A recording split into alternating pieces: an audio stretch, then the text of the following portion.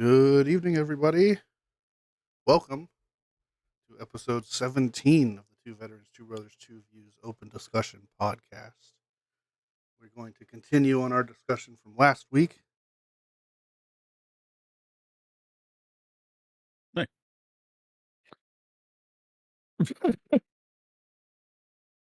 Jeez.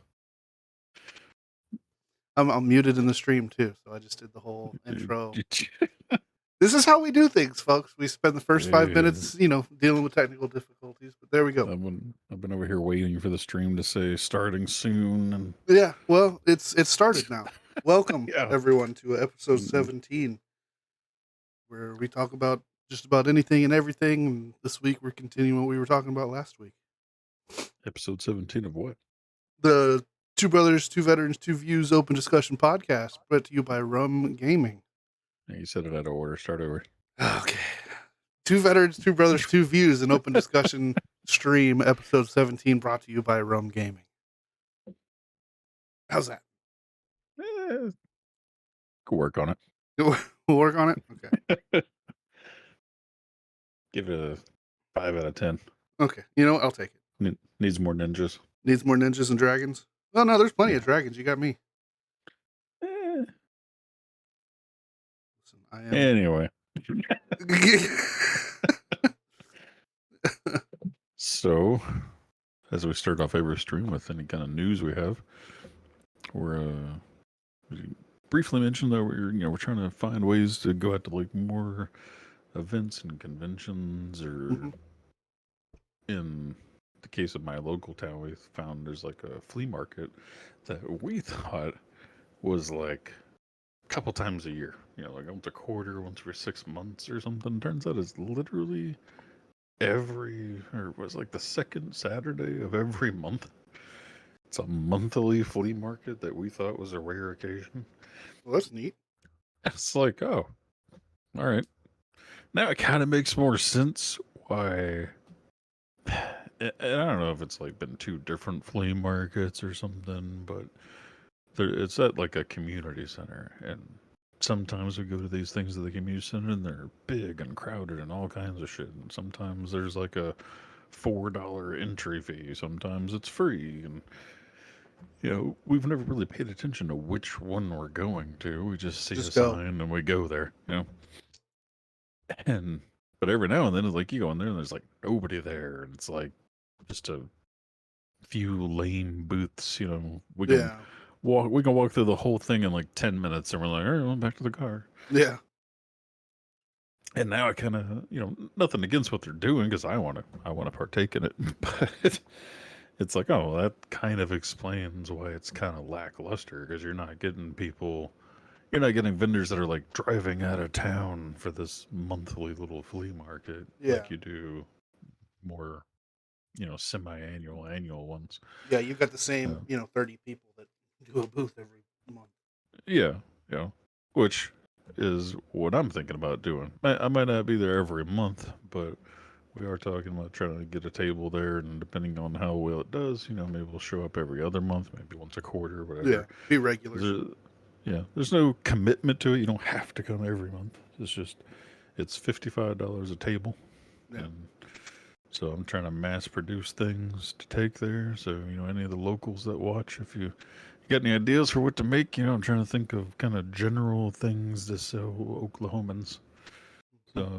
So far making like OSU and OU cookie cutters, and I got a whole page of things. I'm gonna do like puzzles and little flexi models of like animals for kids and whatnot. Trying to think of universal things, but if there's any special request, it's the time to put them in. And come check us out at the vendor. We're gonna be there. Try to be there in October. You gotta get to work. Start is 8:30. Well, honestly, it's probably better to go to work at this time than during the day down there. But still, right? Because, geez, today was Sunday and today. It was like 105 outside. It's been over 100 degrees for like 3 weeks here. Yeah, I went to the store to get some milk today. And, normally you'll get in the car and your car thermostat's like the temperature of the sun. Yeah. But then as you start driving, it cools down. It never changed. It was 109 when I got in the car and 109 the entire trip there and back. It's like, jeez. Yep. And over here, like, disgruntled at my house because, like, we paid a stupid amount of money to have these special argon glass windows. I got the power company or state of Oklahoma or whatever came to our house like when we first moved in and did a vacuum seal test on the house, put new seals, added insulation to the ceiling. This past summer, we just got a brand new, like, I forget what those ratings are, but it wasn't like the shittiest one. It was like, you know, out of like 4 options, it was the third, second from the best Right. option for cooling the house. It was like bigger than we needed, but it would make it so it would have to run less. Yeah. And it still can't keep up. Like, God dang, man. Like, Yeah. I got everything possible, and I have fans in every room, and still can't keep up. It's And like, it's weird because my AC is doing something similar, but it's like it'll keep the house cool all day long. And then when the sun starts to go down and it's supposed to cool off, it's done. It'll the house will reach like 79, 80 degrees inside. Yeah. And it's like, and it's not even like 79, 80 degrees outside. It's like, son of a bitch, catch up. Yeah. Sunday, like I said, we had people over, so I was barbecuing in the garage. As you do in this heat. Yeah. And Sunday's also our laundry day, so the washer and dryer's going. And we were cooking something on the stove. Mm-hmm. So I'm going in and out of the garage like every hour to check on the smoker, letting heat in. The washer and dryer's going. Then the company comes over and the door opens a couple more times as they get stuff out of the car. And then we're all sitting in the dining room eating dinner together, body heat and everything going on. Yep. We were supposed to play games afterwards, and like, man, I ended up just sitting on the couch. I was like, look, maybe we'll play some games later, but dude. And it was like 79 in the house with all of us crowded around each other. And I'm just like, I start sweating. Like, well, when I sweat in my sleep, if it's not 73 or lower. Yeah, I'm the same. And I'm sitting on the couch, just like hot, inside my house, just hot. Dying. Fan blowing on me and everything. Like, jeez. Yep. And then, like, after they all left, and it was like you were saying, it was like 10:30 at night, and it was like 80 outside, 79 in the house. I'm like, what the actual fuck? What I started doing is I'll go out at like 1 p.m. because the sun is on like a specific side of the house more than the rest of it. And so at like 1 p.m. I'll go out and I'll put the sprinkler on, like facing the house. Yeah. And it'll like keep the brick cool. Cause like I'll go out there and like the brick, I could cook the steak on the brick on the side of the house. I think that's part of the problem with my air conditioner is where it's at. It's in the sun the entire time the sun's out. Yeah. From like 9 to 7. Anyway, I mean, I do have a privacy fence, so I think in the evening time, the fence kind of covers it for the last bit. But by that time, that thing has got to be sizzling out there. Yeah, I mean, mine is not in the sun. Like, hardly at all. Mine's all the time. But anyway, point is, it's hot. It's hot everywhere. It's crazy. It was supposed to be like record cool summer, and then August came and said, fuck that shit. But anyway, we're trying to. Yeah. Well, it turned into a record hot summer. But it was just funny. Like in May, they're like, it's looking like it's going to be the coolest summer in years. And like, whatever happened to that? Yeah. Lying sons of bitches. Yeah. So, back to the point. So, we, or, at least me, will be sitting at this what I said was flea market thing in Dewey, which is just north of us for anybody that wants to stop by. Like I said, I'm trying to mass produce things. I just ordered like 8 rolls of filament the other day, so I'm gonna be pumping things out. Might not have too many resin prints because I don't really want to mass produce resin things. I kind of save that for orders. Uh, but yeah, so that's the news there. That we're gonna, at the very least, we got flea markets in our future. As far as any conventions and whatnot, we're still gonna keeping our ear to the ground. Some of them are turning out to be a little bit more pricier than we realized. Like, $400 for a table. Yep. For the weekend. Yep. And unless we get some more fundraising and whatnot, which who knows? Maybe this flea market will just like rake in enough money that once a year we can go to some big convention or something. Yeah. Set up a booth at QuakeCon or something, or Yeah, whatever's going something on. better. Yeah. But yeah, so that's our current news that I have. I don't know if you have anything. Yeah, I mean, I plan on doing the same thing with my dice and 3D prints. My printer is down for the moment. Hopefully, I can get that fixed within the next couple of weeks or so. But Yeah, because you're what, getting a new hot plate, right? Or yeah, I'm bed. getting a new bed for it. I thought about ordering a new bed for mine, just because of the warping part. But like I think. apparently, like you have like a 50-50 shot of your bed being warped with these printers, and you just gotta make it Take the work. chance. Yeah. So I ended up just making mine work with the aluminum tape and a level and a straight edge, and like it's a crazy process. But now it's like level all the time. But Yeah, I'm almost afraid to put a straight edge on this bed.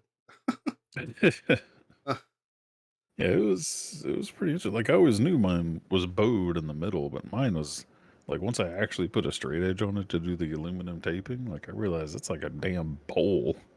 yeah. It was just literally, I mean, like a bowl. Like all the edges would meet, obviously, from straight edge to straight edge, but then in the middle was just like concaved the entire way across.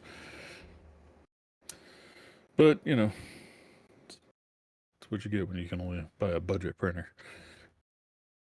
Yeah, I mean that in all the research that I've done, that's kind of been the common consensus that I've seen so far. It's like the cheap printers are cheap and they do work, but it takes a lot of work to get them to work.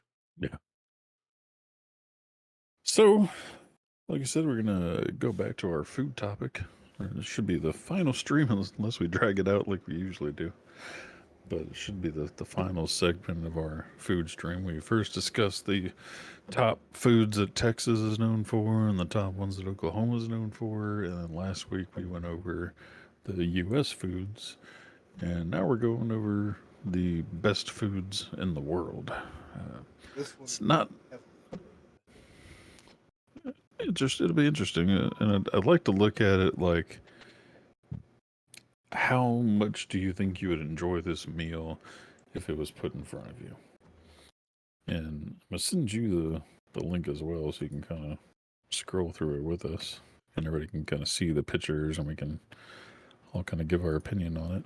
Yeah, I will definitely do that as soon as I'm done. That's As you may not be able to cover. why you got Shelby. She can do it. Yeah. Well, first one doesn't really need a picture. It's buttered popcorn. That's a global For thing.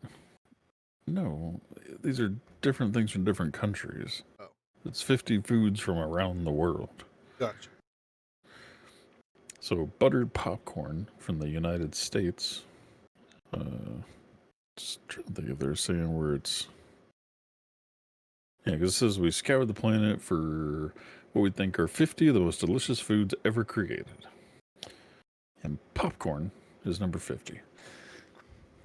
Okay, I mean, And it was funny when I saw this one because I wanted to point out because just this weekend we went to Sam's Club and this has happened several times over the last like 2 years. As I got older, I find myself eating popcorn less and less because as my teeth get older, like I end up having popcorn kernel shells in my teeth for like days afterwards. No matter how much I brush and floss and use floss sticks and mouthwash and do everything I can. And then like 2 days later, I'll still have a kernel shell in my teeth. And I'm like, God dang it, man. And it's like, I love popcorn. Like back prior to COVID, we used to go to the movies all the time. Like 5 to 10 times a year, we'd go to the movies. It was a nice little outing for the family. And I would always get popcorn. Like, we might not get anything else at the movies. We might smuggle in candy and shit, but we'll get like one drink to share and a popcorn. Like, and I look forward to getting popcorn every time we go to the movies. Well, because We, movie popcorn is very different. yeah, I mean, it can be, but we also like having popcorn at home with like the white cheddar powder seasoning, and Yeah. I like getting kettle corn. And I remember.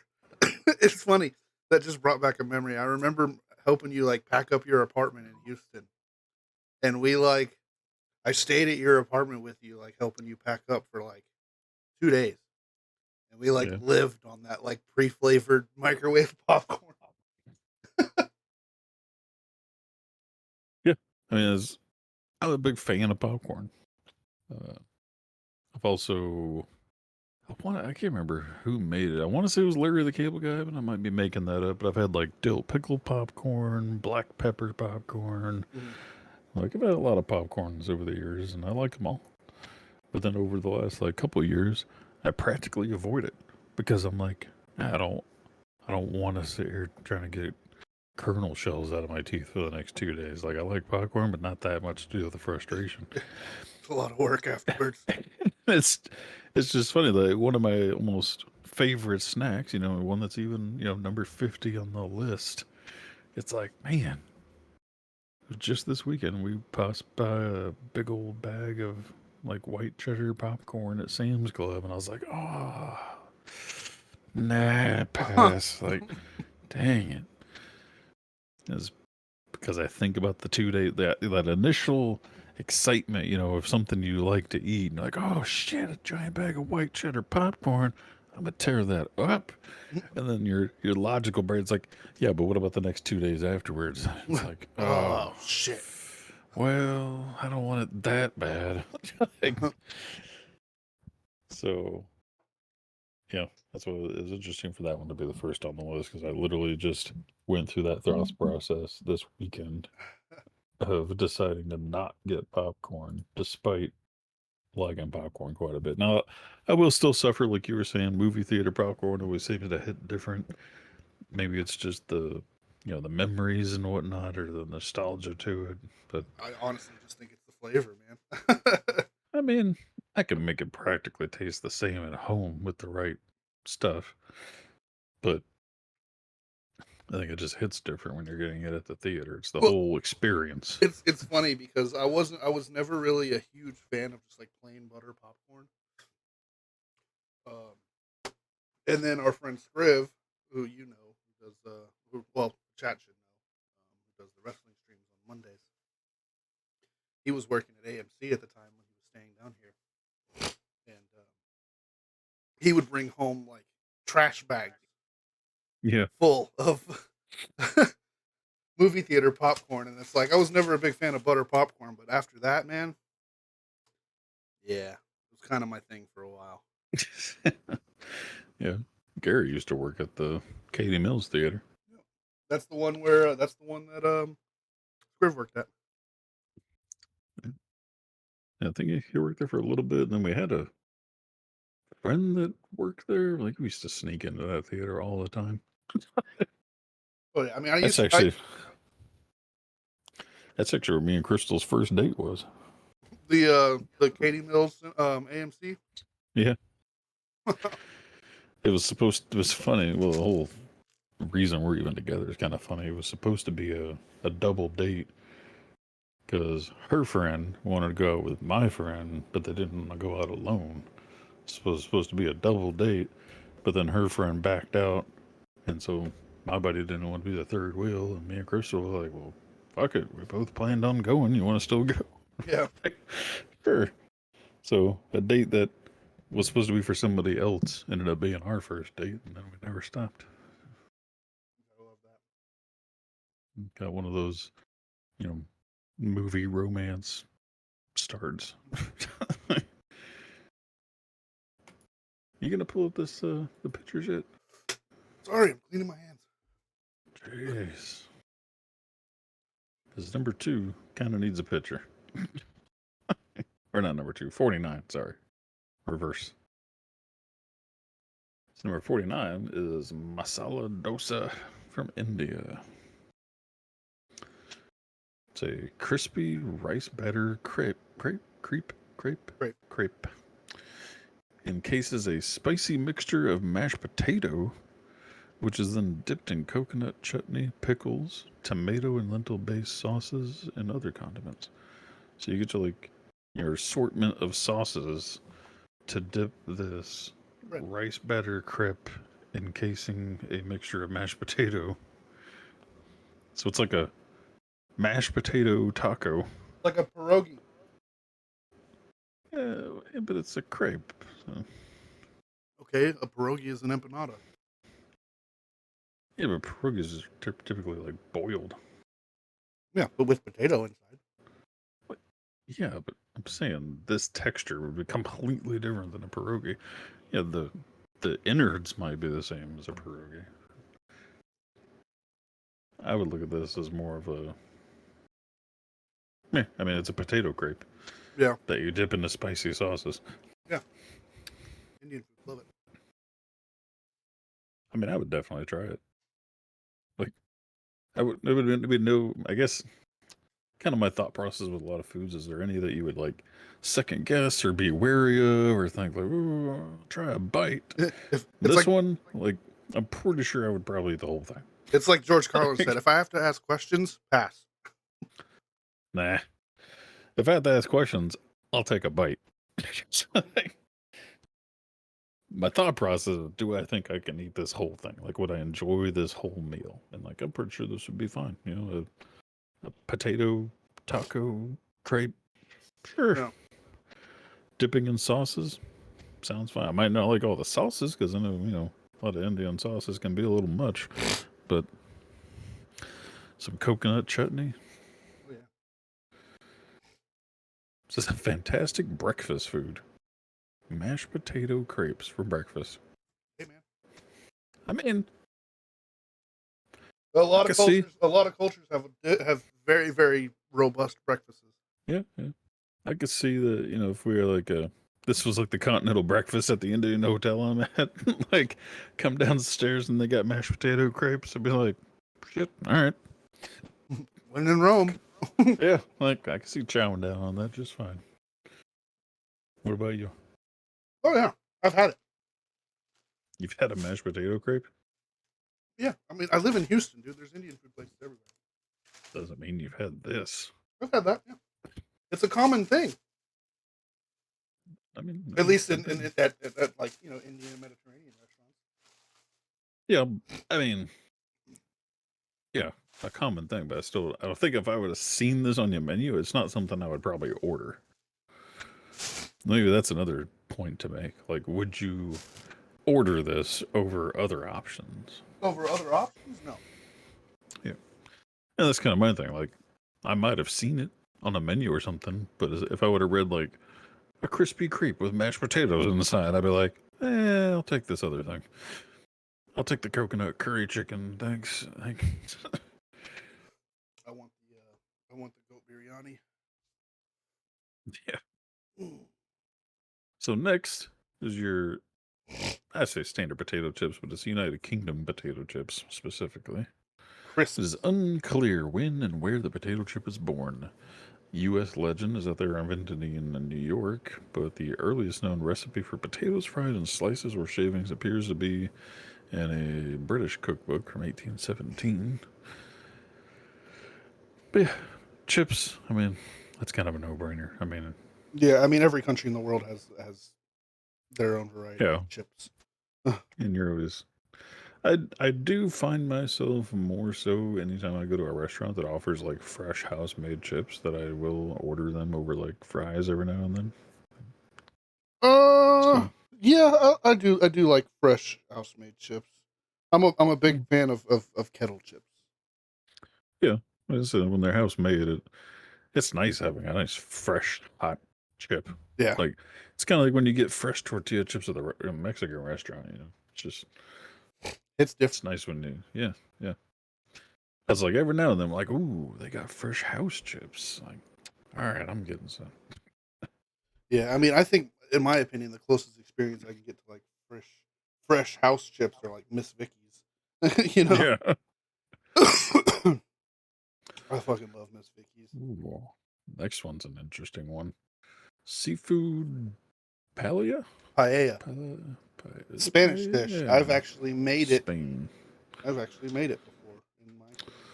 So let's see. The sea is lapping just by your feet. A warm breeze whips the tablecloth around your legs, and a steamy pan of paella sits in front of you. Mm-hmm. Shrimp, lobsters, mussels, and Mm-hmm. cuttlefish combined with white rice and various herbs, oil, and salt in the Valencian dish to send you immediately into holiday mode. Yeah, in See, Spain, it's typically made in very large quantities. Um, with and it's meant for like large gatherings of people. I'm Um, trying.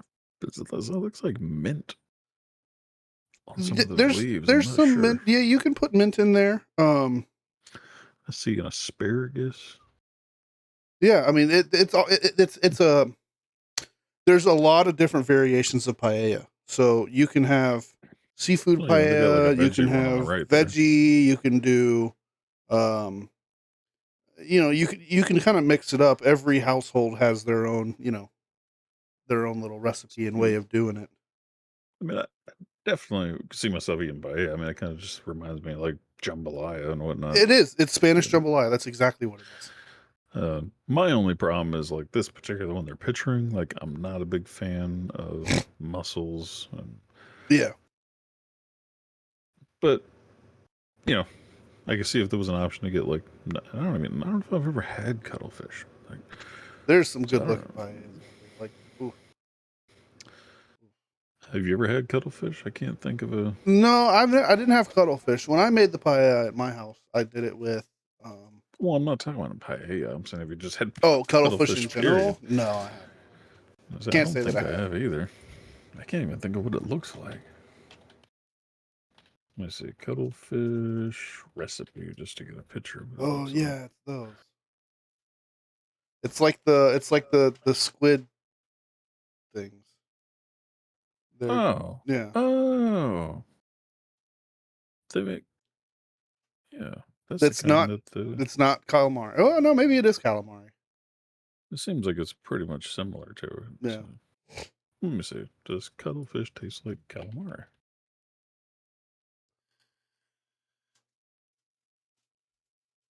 I find it's literally the same thing, just a different name.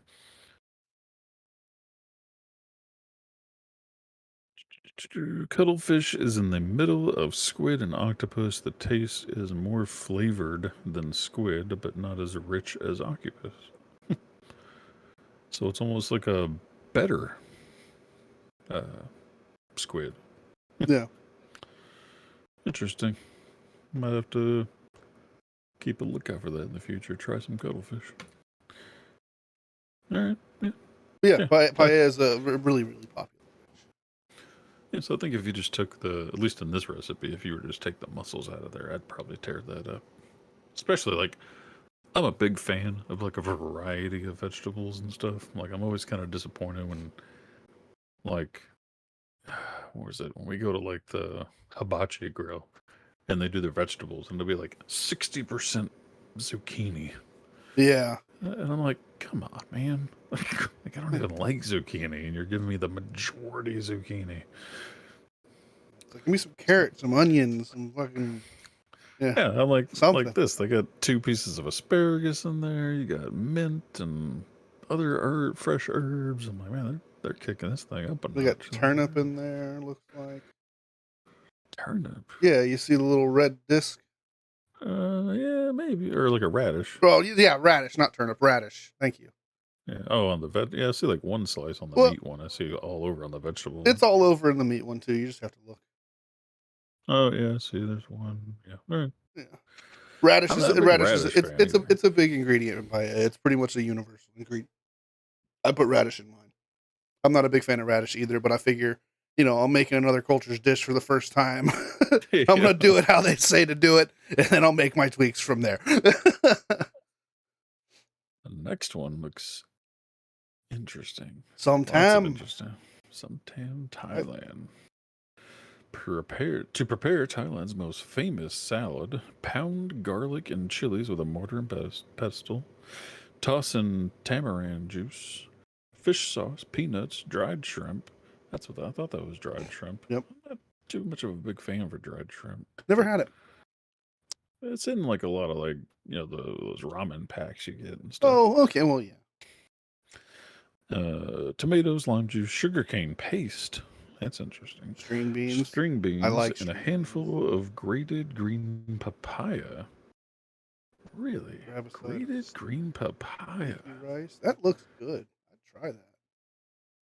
Man, like it looks like something I would definitely try because it looks. I'm a fan of anything that basically looks like ramen, honestly. Yeah. I mean, I'd try it. There's a lot of questionable ingredients on here that I'm not sure. I'm gonna like say one thing. If there's one dish that's not on this list, I'm gonna be very upset. I'm expecting a certain dish to be on here. Oh yeah, we forgot. Grab a side of sticky rice. Variations include some made with crab, fermented fish, but none matches the flavor or simple beauty of the original. So, I mean, most of this sounds good. The only thing that really jumps out at me is the grated green papaya. I don't know, not a big fresh papaya fan. I don't know what green papaya is compared to normal papaya. I don't know. This one is one that I can honestly say I never had. And then I can see in the middle there, almost looks like a pickled onion or something. Pickled onion or a piece of garlic, big giant piece of fucking garlic. Could be a pickled garlic too. I'm trying to think of what would give it that colorization. I mean, you can get you can find purple garlic. Maybe. Yeah, I would definitely eat it. Yeah. Can't guarantee I'd finish it. I see there's, who knows what this is going to really taste like. Well, I mean, there's I can so many ingredients in there that I'm like, I don't know. The fish sauce is going to give it a kind of funky kind of taste to it. Yeah, but it's got so many other things like the sugarcane paste and the lime juice and the tomato to kind of cut that. It would be very acidic, I would say. Yeah. It looks like kind of like a coleslaw, like a Thailand coleslaw almost. Well, what am I trying to think of? Dang. Well, yeah, like coleslaw, but what am I trying to think of? I think it is a version of coleslaw where you get like the more tangy, vinegary coleslaw. Yeah. That's what I feel like it would kind of have a familiarity to it. Yeah. At least hit your palate, kind of like those vinegary coleslaws do. 100%. Yeah, I'd eat it. I'd probably even order that, honestly, as like an appetizer. Yeah, that might be a good way to start a meal up. Just Yeah, like this time, like whenever you go to a place like this, in my opinion, like you want to get like one thing new and adventurous and one thing that you're gonna like. Yeah. So I'll typically be adventurous with the appetizer and then get my main course as something I know I'm gonna like. Yeah. So I feel like this would be my adventurous appetizer. And then move into something more standard, like a big bowl of ramen for my dinner. So, no. Next is chicken rice from Singapore. Yeah, here's my big problem with this. It's made with boiled or steamed chicken, and I'm sorry. That's that picture, that is boiled skin on chicken. Boiled chicken skin is the worst thing Ever. What doesn't? Is there skin? I can't really tell. There's definitely Yeah. skin. So Definitely. it's often called the national dish of Singapore. This steamed or boiled chicken is served atop fragrant, oily rice with sliced cucumber as the token vegetable. Chicken and cucumber? I don't know. Variants include roasted chicken. I'd be down with Definitely that. take that. Or soy sauce chicken. I'd also be down with that. However, it's prepared, it's one of Singapore's best foods. The dipping sauces, premium dark soy sauce, chili with garlic, and pounded ginger give it a lot of extra oomph to ensure whenever you're not actually in Singapore eating chicken rice, you're thinking of it. I mean, I can tell Yeah. you right now that is a chicken thigh that has been boiled with the skin left on. No, I'm gonna pass. No, I would agree. Well, I mean, again, if you offered it to me, I'd try it. If Would it I was order it? if it It was would have to be roasted roasted or or soy sauce, chicken. yeah. If it was roasted or soy sauce, down. I'm ready. Let's go. But boiled or steamed, no. Like I said, I'll try anything. So if I'm at your house and you bring this out, I'll try it. Yeah, I'll But if try I it. gotta order it, I'm only ordering it if it's a chicken that I'm Yeah, gonna like. agreed. I'm like you, if I saw boiled chicken anything, I'd be like, nah, look at something else. Yeah, no thanks. No thanks. And then also like the sliced cucumber inside my rice meal. Like, I don't know. I love cucumber, so I'm down with that. Yeah, I love cucumber, but I like it in like a salad, not in my rice meal. I don't like know. it in sandwiches. I like it in fucking everything, man. But again, I like it where in rice. This meal, I don't know. I don't know. I feel I can see what it brings to the table. I mean, you've got these heavy flavors. You know, you've got rice, you've got the oil, you've got the the greasy chicken from the dark meat chicken. The cucumber is going to bring some freshness and some crunch and some texture Yeah, to I like mean, balance everything out. I think it'd be a hell of a good fit. But then again, they're not really a top fragrant oily rice. Okay, what type of oil? What fragrant? Like, is it jasmine rice? Is it? I mean, what kind of rice is this here? Because that oil. what kind of oil, right? Because that could change things significantly. Yeah. Again, I'd eat anything that's in front of me pretty much. That's pretty much I could without even looking at this list, I could tell you I'd probably try everything. Yeah, But as far as ordering it, one, I wouldn't order if it was boiled only, and even if it was roasted or soy, like unless there was just nothing else that stood out more, I probably wouldn't order it because of the cucumber. Only because I don't know if I would want to experiment with cucumber and rice and chicken. that's fair. I love cucumber. Just don't know if I would like it in this. The other one, we'll let you talk about because it's one of your favorites. One of my favorites, poutine. I love it. Canadians. It is French fries in brown gravy and cheese curds, man. So good. It's the best. See, I'm a brown gravy guy. I love brown gravy versus like white gravy. I've always been that way. Like, I used to make the first time I ever made biscuits and gravy for myself, I made it with a brown gravy.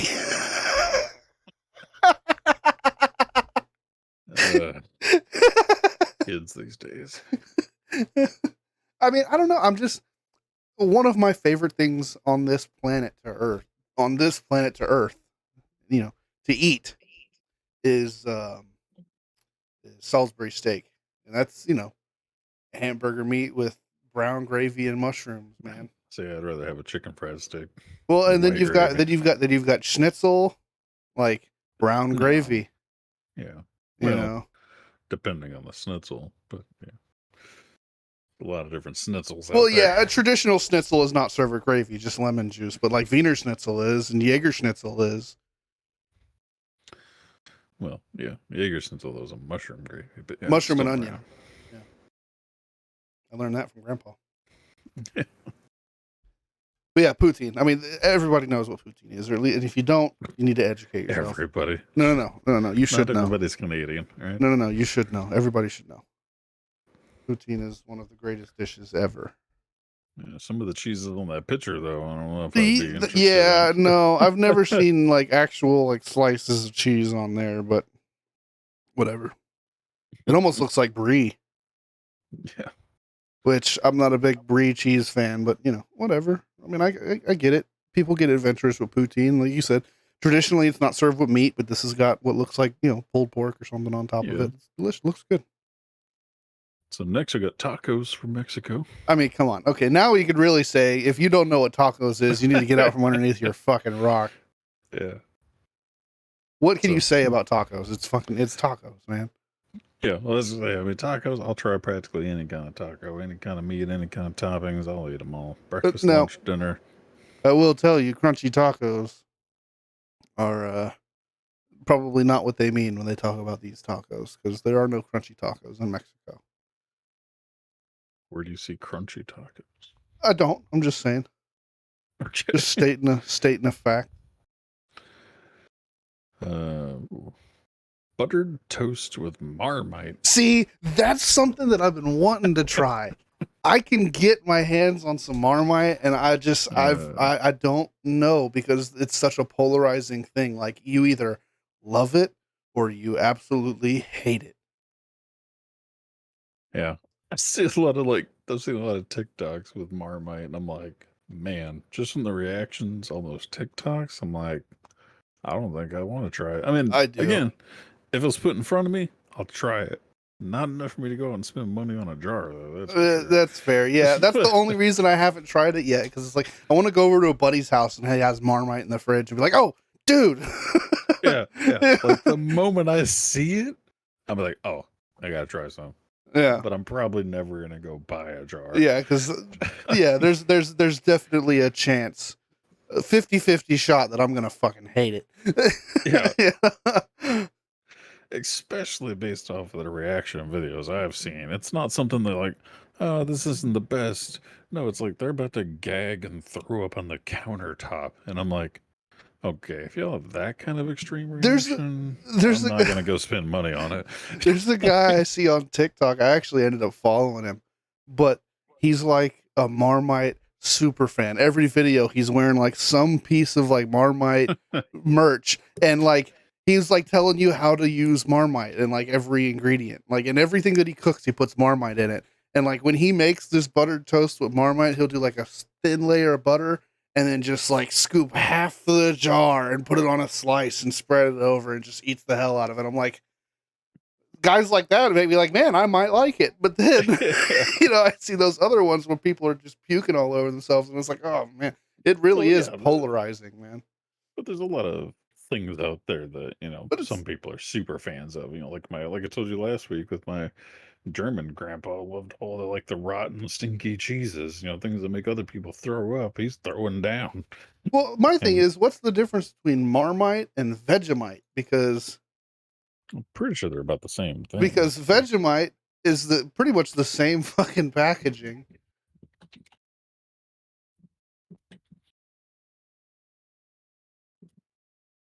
Let's see. So compared to Marmite, Vegemite is thicker, like peanut butter, darker, and slightly more bitter.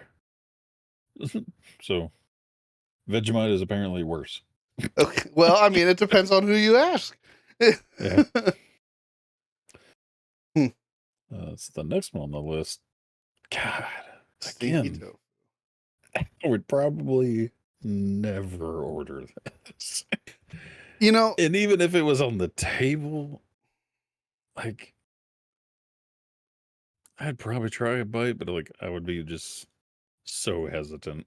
It just sounds terrible. I'm not a fan of tofu to begin with. I don't mind tofu. I don't have a problem with tofu. In some cases, I would even say I like tofu, but But then fermenting tofu. I would probably not ever order it, but I would definitely try it. Literally says the odor of fermenting tofu is so overpowering, many aren't able to shake off the memory for months. But they do also follow it up with, so is the legendarily divine taste. Man. Really worth the effort? Sure it is. I would try it. I would try it. Like I said, 100%. I'll try almost anything, but God, if somebody said like if me and you went to a restaurant, you're like, I'm ordering it. I'd just be like, fuck my life. Now I gotta try it. I would probably avoid trying something like this until I'm put on the spot. Yep. Next one, marzipan. Marzipan. Ooh. Marzipan's good. I didn't Let know it was a me Germany thing, but make sure I know what it is. Okay. Yeah. Okay. Yeah, I know what marzipan is. yeah, Yeah, it's I good mean, stuff. not really much to say about that. I mean, it's like any other kind of chocolate sweet. Yeah. Like, oh, Yeah. in my opinion, I mean, it's different, but it's not like prepare yourself different. Yeah, like if I were to Like, pick a foreign dessert that is prepare yourself different, I would say something like a Turkish delight.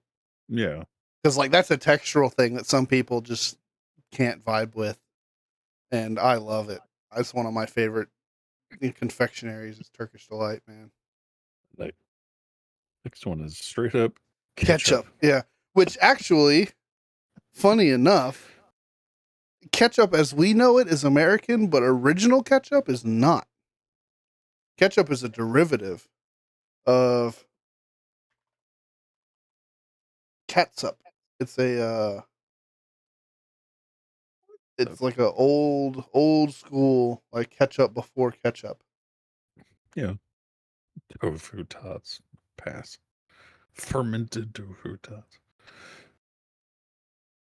Mushroom sauce. What about mushroom sauce? I love mushroom sauce. Next, though, surprising, French toast from Hong Kong. Hong Kong style French toast is like a deep fried hug. Unlike its what? Unlike its more restrained Sunday brunch counterpart, Hong Kong style French toast is more like a deep fried hug. Two pieces of toast that are slathered with peanut butter or kaya jam, soaked in egg batter, fried in butter, served with still more butter. Man, That sounds delicious. I think I need to save this to my list of things to cook one day. Hong Kong style French toast. Oh man. Tab that for later. Yeah, the addition Man. of peanut butter is a game changer, man. Well, yeah, that and frying in butter, and then more butter on top of it. Like, bro, Oh yeah. I'm about to try some new French toast. Oh yeah. Chicken parm from Australia. Huh. Well, that's interesting. You know, chicken Hmm. parm. Some people who have had my chicken parm will say that it's the best ever, and I can have someone come into the chat right now and back that up. Your wife doesn't count. So. I'm not asking her. So melted Parmesan mozzarella cheese and a peppery, garlicky tomato sauce drizzled over the top of a chicken fillet. You know, Aussie pub goers claim this ostensibly Italian dish as their own, since they make it so well. There's no point in arguing. I am going to argue this because I take very, very large issue to one aspect of this chicken parm. Take a close look at that chicken. It's not fried. I mean, it looks like that's just the melted cheese there. I can't even Oh, is see that the just the? actual Oh, is that chicken. just the melted cheese? Oh shit, that looked Yeah. like chicken for a second. Okay, maybe not. Never mind. Yeah, I mean it looks good, but I love chicken parm. I make it myself. I make it the best ever. Okay. But I'm more interested in what is that next to it? Mashed potatoes, Oh, you're right. With the whole piping bag. out of a piping bag, yeah. Yeah. I was thinking it was some kind of noodle vegetable, and then Nope. as soon as you said it, I'm like, ah, I see it Yeah, now. mashed potatoes. All right, next we got hummus from the Middle Oh, East. yeah, the best. Hummus is one I've never been a fan of hummus. I wouldn't be against eating it. Probably if it was on the table in front of me like chips and salsa, I'd probably still end up eating it. But But again, it's not something I go out and buy on my own. It's not something I'm going to order on my own. Oh, I love hummus, But man. but I'm not against it. And I imagine there'd probably be a big difference in ordering it like at a restaurant like this versus Yeah, getting getting it the from the store. sabor from the store. Yeah, it's very Yeah. it's a little different. I love hummus, man. It's the best. It's so Here, last thing, bring it back to that Marmite. Tasty treat goes good as a dip with breads, meats, vegetables, beans, or hear us out on on a a Marmite Marmite rice rice cake. cake. You know what? Sign me up, dude. Sign me up. Ooh, chili crab from Singapore. Now that looks good. Spicy, sloppy, meaty specialty. Well, there are a dozen ways to prepare a crab with black pepper, salted egg yolk, cheese baked, or satara, Etc. etc. There's a space in there. Anyway, yeah. Chili crab remains the local bestseller. Spicy chili tomato gravy tends to splatter, which is why you need to mop everything up with mini mantu buns. Oh yeah. Man, I just feel got finished, I love saucy seafood like that, man. if God, now that's something. Never had it, but I feel like I would experiment that as my main course if I saw Oh that. Like, yeah. if I saw that like walk past the table to somebody else, I'd be like, I don't even need the menu. I want that. I'll take that. Yeah. Yeah. Yep. Same boat. So next is just straight up maple syrup from Yeah. Canada. Yeah. I mean, you can't beat maple syrup. I don't think I've ever had any like real special, Yeah. Canada maple syrup. I'd love to do that. Just get like actual Canadian maple syrup and see if it's really Well, that different. we might need to experiment. We might need to have a future stream like that where we get like several foods. Maybe we'll finally, maybe you buy the bottle of Marmite. I'll buy a bottle of like maple syrup from Oh, hold Canada. on. Why do I get stuck with the Marmite? Because You're the one so excited I'm about it. more inclined to try it than you are. Yeah, you're the one watching the super fan. That's fair. That's fair. Yeah, maybe we'll get a list of like some of the crazy Yeah, things out there. we'll do a RUM-Gaming mukbang. Have a taste testing stream. Yeah. Crank your mics up, do Uh, it ASMR style. yeah. Yeah. So, yeah. Fish and chips from the United Kingdom. Yeah. I mean, I Now, me growing up in South Texas, I'm more of a fan of fried catfish than I am cod. yeah. Yeah. I like them both. Or whatever their chip fish is made out It's of. I don't know. it's typically cod. Um, I love fish and chips. But I've never had like actual fish and chips, right? Like I've heard from multiple. I have some friends that are from the UK, and there's just like it's very different. It's so much different than the stuff that you can get here. Just the way that the fries are made, it's just they're different. Yeah. The next one, you have to pull a picture of. For some reason, I On don't have a picture, chemo, but it almost looks like a crab cake how they prepare it. But it is a see ooh, how they looks like cat describe it. food. Yeah, yeah, it's a Monkfish liver. chunk. Monkfish It's a liver. Okay. chunk of monkfish liver with a little grated daikon on the side. Daikon. Thought not. You're still missing out on one of the sushi's last great secrets, the prize ankimo. The monkfish that unknowingly bestows its liver upon upscale sushi fans is threatened by commercial fishing nets damaging, so it's possible won't be around much longer. Yeah, I I don't would know. try it. 100%. I would try it. Well, again, I'll try anything, but again, if I saw that walking by me, I don't think I'd be up for ordering it. That one. It's funny because I almost did. Um, in my view, right? Monkfish was made popular by a chef by the name of Masaharu Morimoto. Most of y'all probably already know who Morimoto is. He was the Iron Chef. Um, There's a lot of Iron Chefs. Well, he was one of the Iron Chefs. He was on actually both Iron Chef America and Iron Chef Japan. Um, his specialty is monkfish, and when me and the wife went to Disney, we went to his restaurant at Disney Springs. And I almost ordered monkfish because it's like I'm at his restaurant. He's one of my favorite chefs of all time. Like I got to get his specialty, right? But Except how much is it? Well, everything was expensive. Let's be real. But Well, yeah.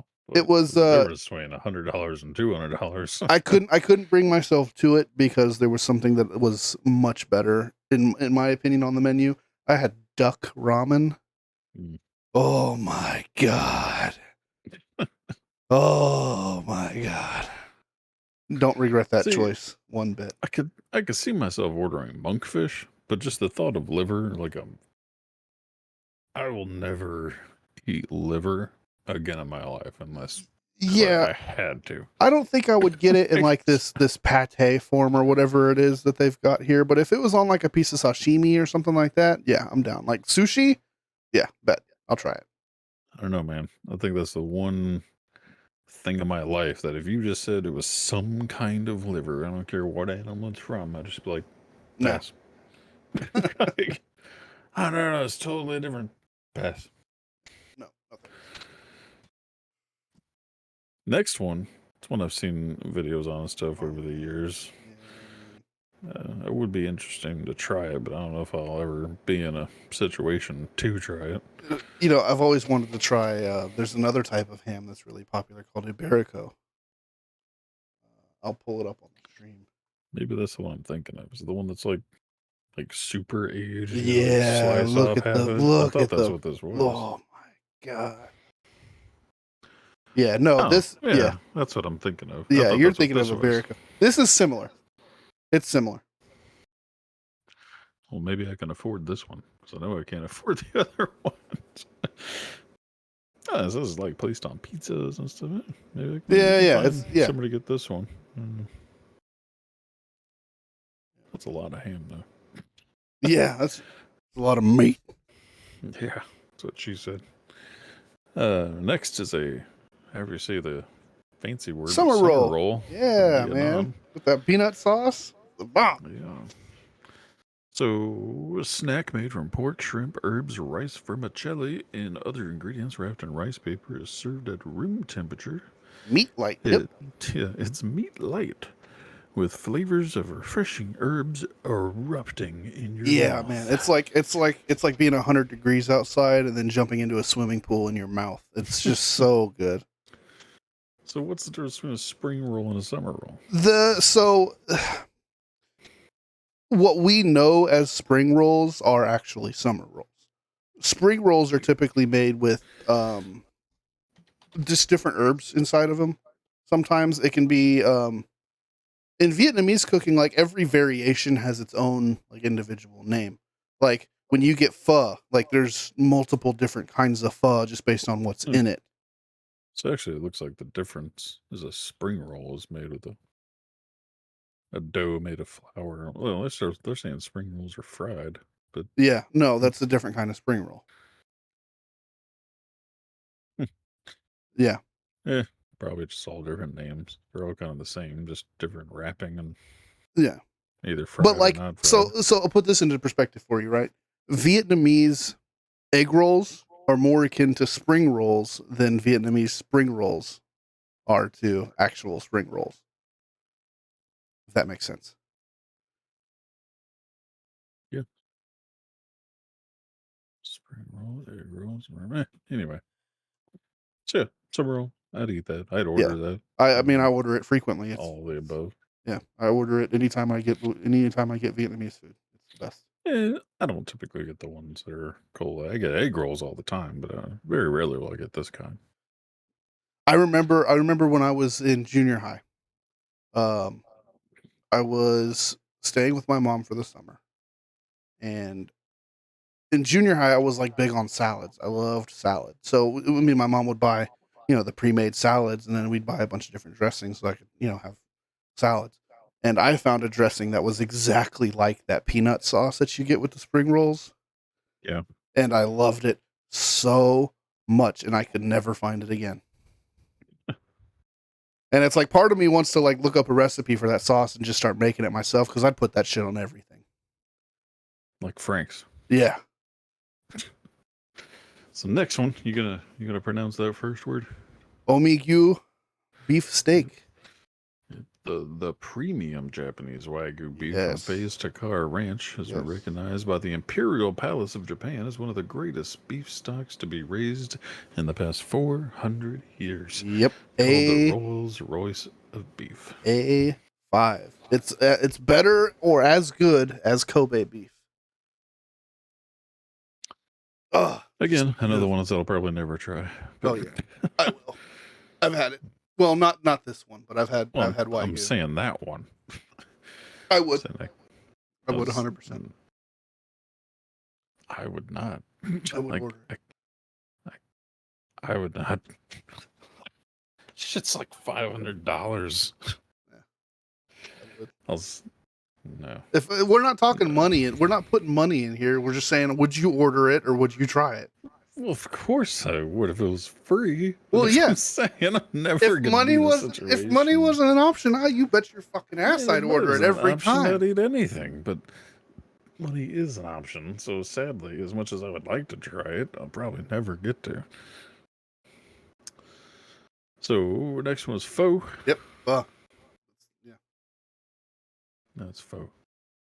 Pho is correct. Actually, it even says it in the description. No, they're wrong. Oh, really? So yeah, fancy ramen. Fancy. It's not fancy ramen. It's very different. It's broth with rice noodles and herbs. It's okay, fancy ramen. Ramen isn't even made with rice noodles. Yeah, because it's not fancy. Anyway, still a Vietnamese noodle soup. Yes, very tasty. It's very good. I like it because with the fixins, you can never make it the exact same way twice. Oh, man, the next one I thought was the one they made underground. Lechon. Yeah. Philippines. Whole young pig, slow roasted over charcoal for several hours. Also known as a pig roast, but yeah. I did that here at the house. We bought a whole pig, and we bought like a. I mean, I guess the difference is we're not typically doing young pigs, but. No, we bought a whole young pig, and we did it in the backyard. Set up a campfire, and then we had like these above ground rotisseries, and we like, yeah, but these are like sucklings, like they're young pigs. Young. That picture's a little gruesome, I gotta say. You know what throws it off for me? The teeth. The teeth, yeah. If there were no teeth in there, it wouldn't be that bad. But the teeth and the tongue is like, if you had an apple right there, I'd be like, yeah, cool. Yeah. Fajitas. Yeah, I mean, what is always good. I'll eat any kind of fajita. Any kind of way. Another thing, disappointed about going back to that zucchini reference with the hibachi grill. It's the same problem at Mexican restaurants, man. They give you like 60% green peppers. Yeah. 10% onion. Yeah, like, and that's man. It's like I would rather 60% onion and like 0% green peppers. Like I don't even like fucking bell peppers. Like get them off my plate. Yeah. I like a little bit of bell pepper for flavor. Nah. I don't like eating them. Yeah, like one of my favorite like Asian like Chinese food dishes is pepper steak. And it comes with onions and green bell peppers. I always like take the green bell peppers off, suck all the fucking sauce off of them and put them to the side. It's like the flavor they impart on the dish is fine, but I'm not going to eat them by themselves. It's just not going to happen. Yeah. I don't like it. Ooh, next, a butter garlic crab from India. Yeah, sure. Any kind of seafood I'm down for. This one claims no roots in Chinese, continental, or Indian cuisine. It comes from the Buttered Land, an imaginary best foods paradise balanced on the premise that anything tastes great with melted butter. Yes. Damn right. I want to visit Butterland, god dang it. Butter. I put butter on Skittles, all right? Butter makes everything better. So, this simple dish is made by drowning a large crab in a gallon of butter garlic sauce. which seeps into every nook and cranny and coats every inch of flesh. Oh, man. Yeah. Yeah. Speaking of butter, I don't think it's going to be on here. Well, we'll find out if we keep plowing through. Yeah, but I want to pull something up on stream real quick. Okay. Just because I don't think it's going to make it on the list. Well, why don't we wait to find out if it's going to be on the list? Yep, I've got it pulled up. Come on. Go for the next one. What's the next one? Champ. The next one, Champ. Irish national dish Champ goes down faster than the first pint of Guinness on a Friday night. Mashed potato with spring onions, butter, salt, and pepper. Champ is a perfect side with any meat or fish. Oh, it's just mashed potatoes. Yeah, it just has onions, butter, salt, and pepper. Yeah, bet. It's basically just fucking mashed potato. That's great. Yeah, 100%. I'm down. Yeah, that was kind of self-explanatory, but sure, yeah. Champ. Yeah. Semi-special mashed potatoes. But next is lasagna. Lasagna. Yep. It's now, one of my favorites. If you put ricotta cheese in your lasagna, get it out. Go. Just the best way to eat lasagna with ricotta cheese is to cut off a piece of it with your fork and then throw the rest of it in trash. Stupid. It's disgusting. Keep ricotta cheese out of lasagna. I don't mind it. I don't want a lot of it. I don't like ricotta cheese in general, period. I'm indifferent about it. I don't like I said, I don't like a lot of it. I like it if there's like a thin layer mixed in there, sure. But like some of like the pre-made ones you can buy where you can see it's like an inch thick. I'm like, nah, I'm good. Or I think even like Buca de Beppo does like not cannoli. What's the pasta version of a cannoli? Oh, shit. It's like a giant fucking rigatoni, right? It's like a stuffed pepper it's like or a stuffed Italian stuffed. God, didn't Grace order them? And I can't even think of what it's called. Cannelloni. Is it cannelloni? Cannelloni, yeah. Cannelloni. No, not cannelloni. Yeah, it is. It is cannelloni. Or is it manicotti? I think it might be both, but I'm looking at a picture of cannelloni. So. Anyway, giant stuffed noodle. Yeah. And they do that a lot too, where like the whole noodle is stuffed with a blended ricotta. I'm like, oh, no. God, you gotta love ricotta to get that. Yeah, no. But anyway, yeah. I like all lasagnas. I've had, multiple, 5 meats. I've had veggie. I've had chicken. I've had Mexican. I love all kinds of lasagna. Yeah. I even like the lasagna Chef Boyardee. Man, honestly, I think some of the best lasagna in the world is like the Stouffer's fucking lasagna and meat sauce, dude. It's the fucking best. It's the best. I don't know, man. That big ass fucking lasagna from Buca de Beppo's. They put ricotta in it though. It's fine. It's not fine. All right. How about some poke? You want some poke? Okay. This is Hawaiian. I don't know why it says United States. Because Hawaii is part of the United States. Yeah. Well, yeah, but it's a very different culture. Yeah, but we're talking about countries. Okay. Yeah, sure. Fine. Anyway. Hawaiian appetizer is a raw fish salad originated when local fishermen were looking for use for the cutoffs from their catches. Yep.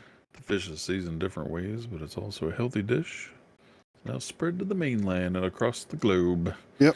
It's traditionally done with tuna, raw tuna, but you can get chicken, you can get salmon, you can get, all kinds of stuff. I love poke. It's really good. I don't think I would eat it. I think you would because poke. It's not like it's customizable. It's like a pizza. You put your own toppings on it, right? You can get like crispy onions and garlic. You can get you can get on a bed of rice with specific veggies and corn and different sauces, and it's completely customizable to your taste. So to say that you wouldn't order it, I don't know. You might. No, I probably wouldn't order it. Again, if somebody else got it and put it in front of me, I'd probably try a bite, but I can't imagine myself ordering this over other options on a menu. Yeah, I mean, I like raw fish, specifically raw tuna. Yeah, So I don't. I rarely eat things like sushi, and when I do, it's typically like a tempura roll or something. yeah. The croissant from Cro- France. Croissant. Flaky pastry smothered in butter, a pile of raspberry jam smeared on top. Yeah, it's Mm. soft. My favorite croissant is in sandwich form, breakfast sandwich form, with eggs and sausage and cheese. I like croissants just by themselves or with some butter inside. Like we get like the packs from Sam's Club every now and then. Yeah. Just put butter inside of them. Eat them like a roll. I don't ever eat them that way. Like I only ever eat them when they're like made into a sandwich, and it's my preferred way to eat a breakfast sandwich. Like over toast, biscuits. Like I want a croissant, I'll bagel. definitely choose biscuits for my primary breakfast prepared. Nah, going croissant. I'm taking that over an English muffin. Next one on the list is one of my all-time favorite dishes of all time. Really? Yes, sir, man. Thing looks like a burnt, Oh, undercooked cookie. this is a really horrible example of an arepa, but they are fantastic. So picture. I'm trying to read their think. description first. We got a corn dough patty that provides a savory canvas on which you paint any number of delicious toppings: cheese, shredded chicken, crispy pork skin, pataco, beef, tomato, avocado. Yeah. So it's kind of like a corn dog sandwich. No. So I actually make this myself. I home make these at house at home because I lived in Venezuela. And I've had the real deal, and I fucking love them. So I'm trying to think. Like, have you ever had? You've had like corn tortillas, right? Yeah. So it's like a regular corn tortilla, but it's like super thick.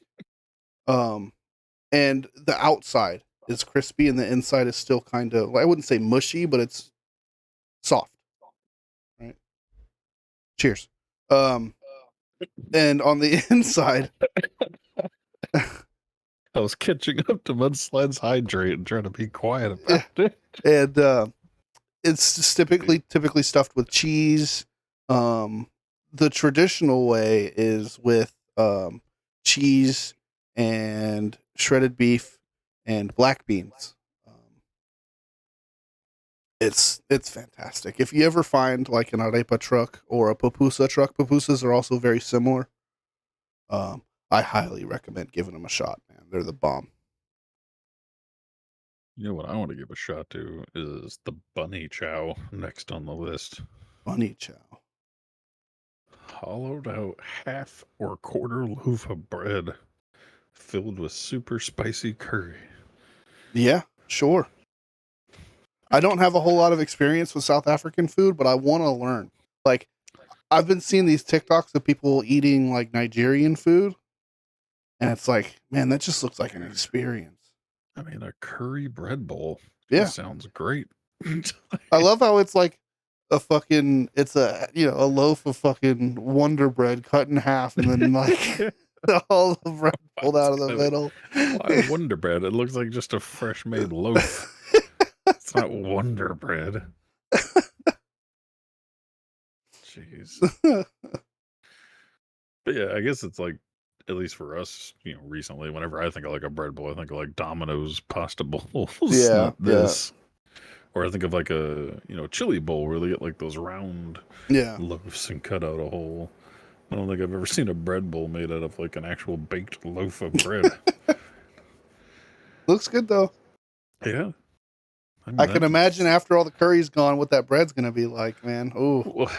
What's funny is that we have a bread machine, and it's got me thinking, dude, I could do this with like chili and stuff in the wintertime. Yeah. I could bake a loaf of bread, cut it in half, scoop out the innards. Like shit. And then you could take the innards, you could dry them in the oven and make croutons to put over the chili. Or just eat it. Or just dip it in the chili. Yeah, that too. So shish kebabs Yeah, I mean that's just doesn't have an origin or well. I mean, I feel like an origin because to it. I feel like it's because people have been cooking meat and vegetables on sticks for every culture's Well, done that for since yeah. the beginning of time. Yeah. Next is well, yeah, but the next one, lobster global. Well, why not do shish kebab global? But anyway, so lobster global, yeah. I mean, Yeah. lobster's one of those things that if I can ever afford it, I'll eat it. But it's not something I'm frequently I mean, getting myself. lobster lobster isn't actually my favorite. Like I mean, it's not my. I prefer crab over lobster. Like I will. I'd prefer just shrimp. Well, I mean, yeah. But now I do love a good lobster bisque. Oh yeah, yeah, So yeah. 100% on that. I'll take a lobster bisque over any other bisque. Yeah,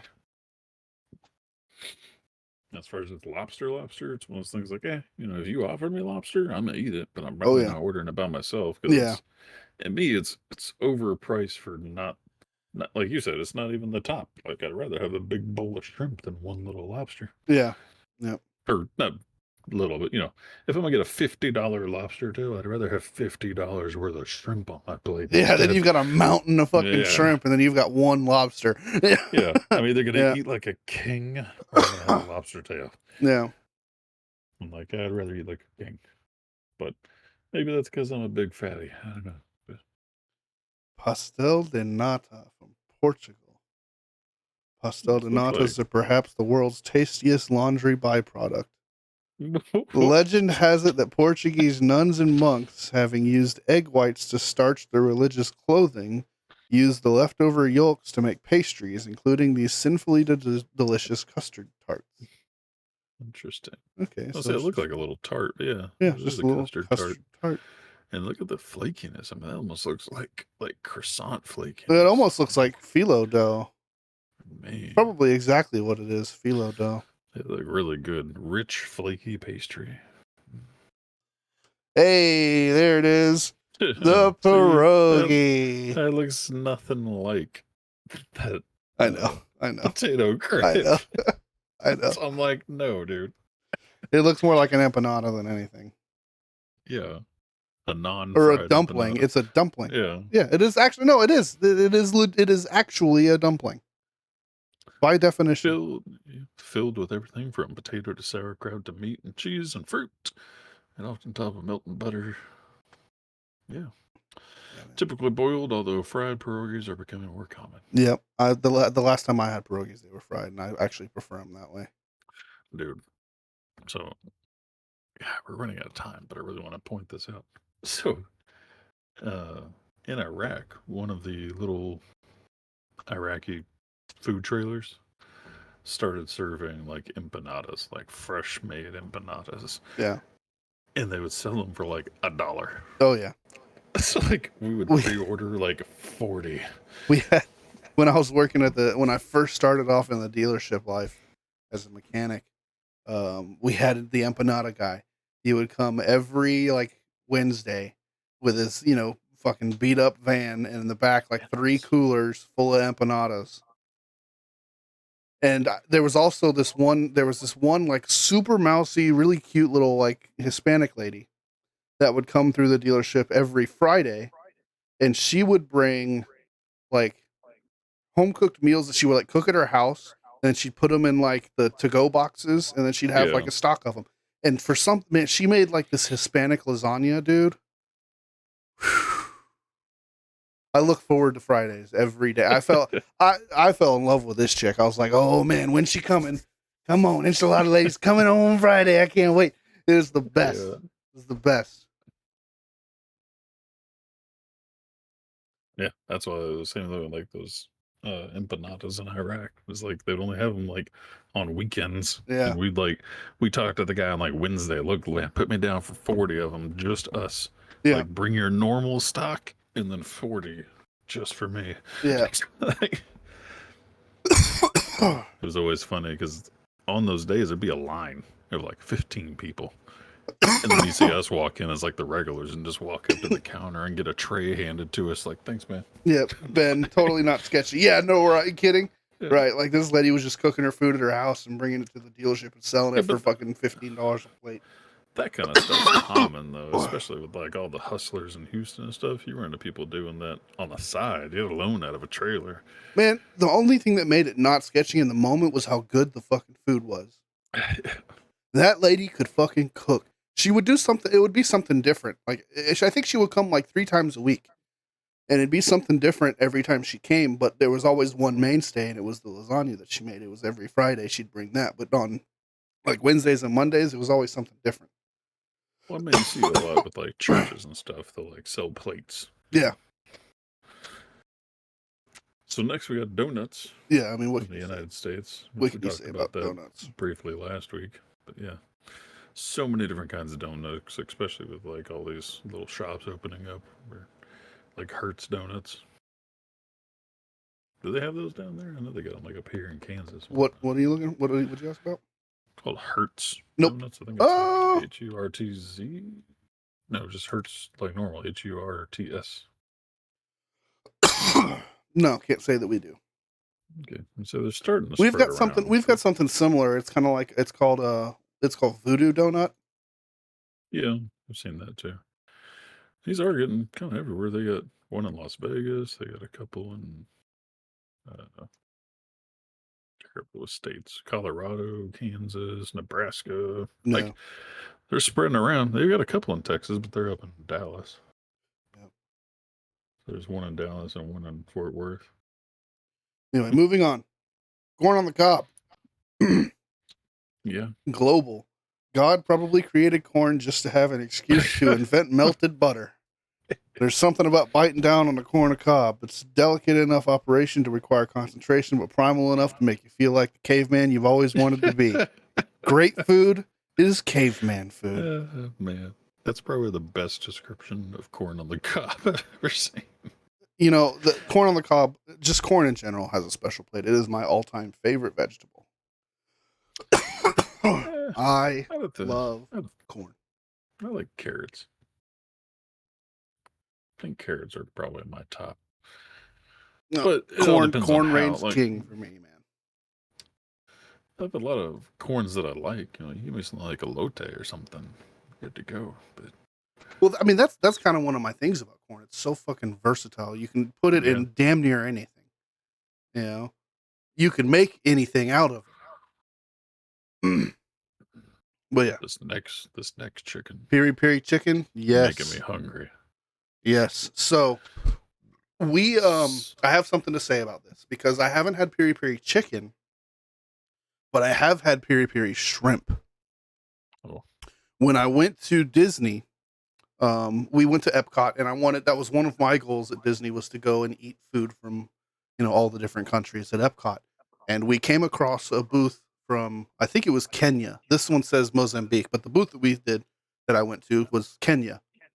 And they had piri piri shrimp, and it was this same kind of sauce, but it was like skewered in like, I think sugarcane, like actual sugarcane, and then like grilled and then like doused with the sauce on a bed of like really, really great, like, couscous. No, it wasn't couscous. It was almost like corn grits, but oh my God, it was unbelievable. Cause you would eat the shrimp and you would get all that, garlicky, savory from the sauce and the coconut and the lime, and then you would like kind of chew on the sugarcane skewer, and it was like the perfect like palate like cleanser. Cooler. Yeah. It was a cleanser because it wasn't super sweet. It had a little bit of a sweetness to it, but it was like really light and refreshing. I don't know if it was sugarcane. I don't think it was. I don't know what it was, but whatever it was, I ate the damn skewer. It was that good. Like, yeah, it looks fucking good. Piri piri shrimp was fantastic, so I can only imagine chicken being just as good. Yeah, I almost imagine shrimp being better, but yeah, it was good. The next one, rendang, another one. Yeah, this is tastes like even better the next day if it lasts that long. Yeah, this is kind of like carne asada, but like Indonesia's version. Yeah, so it's beef slowly simmered in coconut milk and a mixture of lemongrass, galangal, garlic, turmeric, ginger, and chilies, and then left to stew for a few hours. Yep. Flavorful bovine goodness. Taking it fresh out of the kitchen will send your stomach into overdrive, and many thinks it gets better when left overnight. Yeah. I've had this once, and I may have not gotten a good one because I remember the beef being extremely tough and like chewy. Hmm. Weird. It was just not great. So the whole point is to be tender as shit. Yeah. I mean, you could tell that they were just trying to pump it out as fast as they could in the kitchen, Oh. so they weren't like cooking it. They were cooking it right then and there and trying to do the best they could rather than, cooking a batch at the beginning of the day, and letting it cook all day. Yeah, that's not how you do it. Yeah. God, but all those flavors. But the flavor, yeah, I was gonna say the flavors were good, but the meat was not. Chicken muamba. From Gabon. A bastardized Western version of this delectable Gabonese dish swamps everything in peanut butter. What? The proper recipe calls for chicken, hot chili, garlic, tomato, pepper, salt, okra, and palm butter. An artery clogging African butter that will force you into a second helping and promise to start using your gym membership. Okay, so I have two different pictures here that are wildly different as far as like if it's presented this way, 100% will order it. If it's presented this way, hard pass. Like this picture here, no, hard pass. I don't know, it looks like a chicken stew. Yeah, but I see the okra in there. No, but if you show me that, Yeah, but okra like that is good. no. Mm-mm. Mm. I don't like fried okra. I don't like cooked okra. I only like pickled okra. I really want to track down some palm butter now. We need to add that to like our taste testing. But yeah, this stuff right thing. here, I would fuck up. Palm butter. Yeah. Moving on, ice cream. Yeah, No, I mean, global ice yeah, cream. ice cream. Ice Yeah. cream is ice cream. Number 8, Tom Yum Goong, From Thailand. Thailand. Looks like a coconut sauce. This best food Thai masterpiece teams with shrimp, mushrooms, tomatoes, lemongrass, galangal, and kaffir lime leaves. Usually loaded with coconut milk and cream, the hearty soup unifies a host of favorite Thai tastes: sour, Dude, salty, spicy, and sweet. this looks like the chicken curry that the Chinese restaurant in town used to make. But That with looks shrimp, good. yeah. Well, they did it with chicken. Yeah. This isn't a curry though. This isn't going to taste like curry because That's just what they called it, but it looked like this. yeah. I mean, it looks good. I don't know. I'm not a big fan of like the coconut milk and cream thing. I'm also Oh, not a yeah. huge fan of lemongrass Yeah. or tomatoes, to be honest. So, I No, think I'd the pass on that giant one. chunk of lemongrass, perhaps not so much, but everything else in there is fine for me. I would order it. Especially if I saw it, I'd definitely order it. Yeah. No, I'm gonna pass. Number 7, Next Penang one looks Assam Laksa, like a Malaysia. sloppy pitcher. Hey, look, there's some more lemongrass. Poached Flaked mackerel. tamarind, chili, mint, lemongrass, onion, pineapple. Okay. Malaysia's most popular dishes, an addictive, spicy, sour fish broth. It'll have your nose running before the spoon even hits your lips. Well, number 1, I wouldn't eat that with a Man. spoon. I'd eat it with a chopstick. But, yeah, I mean, I'd try it. I don't think I'd order it though. Yeah, I don't think I'd want a mackerel Yeah, noodle soup. yeah, I'd definitely try it, but I wouldn't order it. Yeah, agreed. Next, hamburger. That's all that needs to be said. Yeah. Number it's 5, hamburger. Number Peking. 6 on the list, though. It's nice that Number it's way up 5, there. Peking duck. This is something that I've always wanted to try. I think I've seen this on a couple of cooking shows. Yeah, it's a whole duck glazed and slow roasted in an oven. It's the skin like comes off like super crispy, almost like a like a Fried chicken. brittle. No, like brittle, Mm. like caramel brittle, but it's duck skin. Um, yeah, I've always wanted to try it, but it's expensive. Well, yeah, you're getting an entire duck. Number 4, sushi from Japan. Yes, everyone knows about sushi. Yeah. Chocolate from Mexico. What? The Mayans drank it. Leslie Hellstrom made a film about it, and the rest of us get over the guilt of eating too much of it by eating more of it. Story of the humble cacao bean is a bona fide out of the jungle intro civilization tale of culinary wonder. I've never once heard of anybody mention Mexico chocolate. Mexican chocolate is the fucking bomb, dude. They You typically hear put German chocolate, Swiss chocolate. well, yeah, I mean Mexican chocolate typically they typically put chilies in the chocolate and infuse that into the chocolate itself, so it has a little bit more of a bite. Not necessarily spicy, but it's biter. It's it's got a bite to it. Neapolitan pizza, Italy. Yes.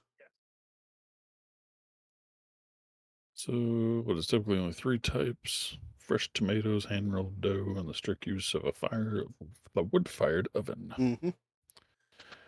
and some basil. Yep. And what number 1? Curry from Thailand.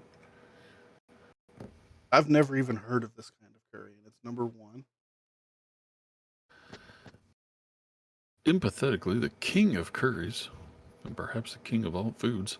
Spicy, coconutty, sweet, and savory. Even the packet sauce you buy from the supermarket can be the most delinquent of cooks. Looks like a Michelin star Thankfully, someone invented rice, which they can mop up the curry sauce. I mean, I am a big fan of curries I do like curry. with rice, I do like my curry. Now, but the item that they left out. oh yeah, your bread. No. Well, two items they left out. One of them from the Philippines called sisig. It is unbelievably good. It's typically made with pork mask, so snout, cheeks, ears. Some will make it with pork brain. A lot of even in the Philippines, a lot of people have moved away from that. But it's pork on a hot plate with egg over it. It's fantastic. It's one of my favorite Filipino dishes. I'm so excited because there's a Filipino restaurant opening up soon, right down the street from my house. It's one of the first ones that I've heard of in Houston, and I cannot wait. And then from Korea, it's just a butter and garlic roll. So the way that they make this is they make the roll, and they have this giant vat of garlic butter, and they'll cut the roll, kind of in a star pattern like that, and then they'll dunk the entire roll in this vat of garlic butter, pull it out, and then squeeze cream cheese in between the cuts, and then dunk it again and serve it. It's Sounds great for me. it's oh my god. Not a lot of people are cream cheese fans though, but that looks really good. I'm trying to see Never if I can seen find that it. anywhere. I'm gonna try and see if I can find a good video here. Well, we can leave that to the viewers to find videos once we're at the end of our time. Yeah. But yeah, that's those are my two Look up your honorable Korean mentions. garlic bread. Yep. Yeah, it's good. I didn't think about having any. I mean, I even kind of said there wasn't any real barbecue product on there, but Yeah. But yeah, that was a nice little adventure. I think we have an idea for a future stream to get some taste testing things prepared. Yeah. Things like some palm butter and some Marmite. what was Marmite and what was it? Oh, the real The actual Canadian maple syrup. Yeah. Come up with some other ones. Maybe get some suggestions from the crowd. You know what we should do? I'll buy the Marmite. You buy the Canadian maple syrup, and then you put half of your maple syrup in a a little container and mail it to me, and I'll put half of my Do Marmite them in a together. container, and we can do them both side by side. Yeah, could do that. do that with whatever else we order. We need enough to cover the whole stream, or at least the majority of it. Yeah, we'll find some stuff. Yeah. Hell, maybe we'll do a cooking stream with Dragon Lord one of these days. I'll cook one of these foreign meals for the first time. Set up some cameras in the kitchen. Yeah. You know. You learn to make some curry. Hey, maybe that'll be the stream. Dragon Lord learns to make curry. I thought you said you make it. Curry? Yeah. No, I don't make curry. I swear you said you made it. No, I've made paella. Yeah, maybe we both need to learn how to make some good curry. Because, like I said, I used to order that chicken curry from the Chinese restaurant, but they shut down during the quarantine. Yeah. And so now I have no place to get anything like that. I need to just look up a recipe and learn. But yeah, so that's it. We got any outgoing notes or anything? No. Keep an eye out for some changes to the website once I get all of the dice making stuff ironed out. It'll probably be about a month or so because I'm getting all the stuff to start doing it next week. I'm going to practice with it a little bit, make some dice for myself and my friends, things like that. Make sure that I have the method down right, and then we'll be adding some functionality to the website to where you can order a custom set of dice for a small donation. As well as some pre-made 3D prints in case you don't want to get something custom. Yep. So keep an eye out for that coming down the pipeline here soon. Other than that, if you missed part of this episode, make sure you go check out our YouTube. It'll be uploaded shortly, probably tomorrow or day after tomorrow. As long as you don't forget, right? As long as I don't forget. I forgot episode 16, and it's uploading as we speak. So yeah, subscribe to our YouTube channel. Follow us and subscribe to us here on Twitch if you haven't already. Check out our Facebook page. Check out our website. Come join us to play some games in Discord. And thanks for enjoying the stream, and we'll see you next week. Yep. Have a good weekend.